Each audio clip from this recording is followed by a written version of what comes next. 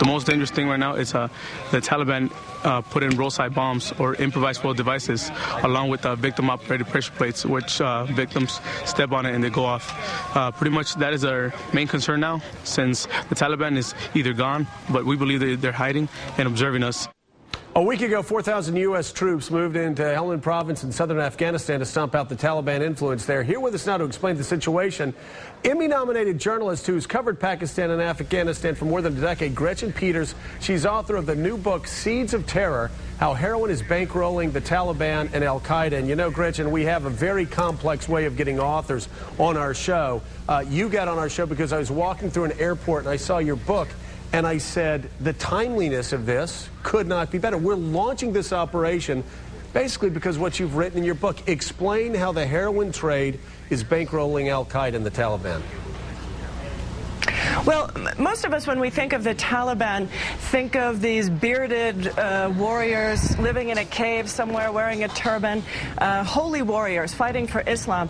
But I've spent about 5 years studying their operations at the ground level, looking at how they fund themselves, and they really behave much more like a mafia or a criminal street gang than holy warriors. They're hardly behaving like pious Muslims. They're deep into the drugs trade, human trafficking, kidnapping rings, all sorts of stuff. The Helmand River Valley is a major financial engine for the Taliban because they're earning hundreds of millions of dollars every year off of the opium trade. So the Marines moving in there are trying to cut them off from those very important funds that keep the insurgency afloat. And you also have in your book title that it also funds Al-Qaeda. Can you explain how that happens? Absolutely. The Taliban, the Afghan Taliban I'm talking about, control the drug trade and other criminal activity inside Afghanistan up to Afghanistan's borders. From my research, where Al-Qaeda and other regional and international extremist groups come into the equation is when the drugs are processed, they reach the Afghan border, they're going to be smuggled to other parts of the world, the Middle East, to Russia, and to the West. A lot of it ends up in Western Europe.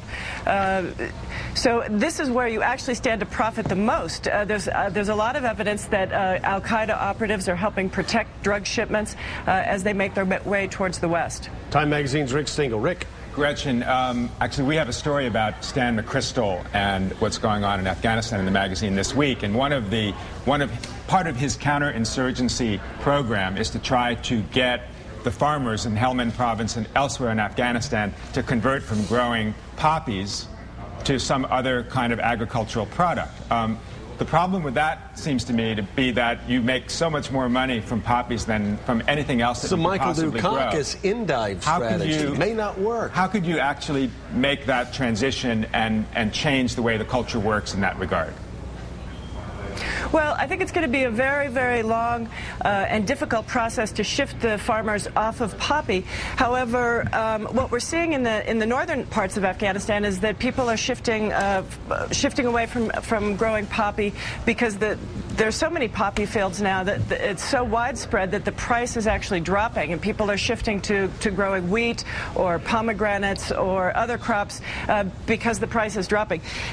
What General McChrystal and the Pentagon are trying to do is actually put the focus off of the farmers and onto the trafficking groups, the cartels that run this. There's a huge number of people who are engaged in the poppy trade at the agricultural end, but they really don't earn that much money on the balance. The real money is earned in the refining and the exporting of drugs. And what I argue in the book is that the focus needs to be taken off the farms and put onto the traffickers. That's where the real money comes into the Taliban and into the trafficking groups. Hey, Gretchen, that begs the question, given the profit levels and the self-funding mechanisms involved in the heroin trade in Afghanistan, doesn't it point to a larger problem that we have to deal with in that area of the world, and that is governmental corruption, both in Afghanistan and in Pakistan, among government officials? Absolutely, absolutely. I always say that I think the biggest challenge in this region is not going to be fighting the Taliban and al-Qaeda, who are making hundreds of millions of dollars a year off the drug trade. It's actually going to be fighting corruption, because we don't have particularly reliable partners to work with either in Afghanistan or Pakistan. It's a very big problem. For some reason, nation building became a dirty word in Washington under the Bush administration.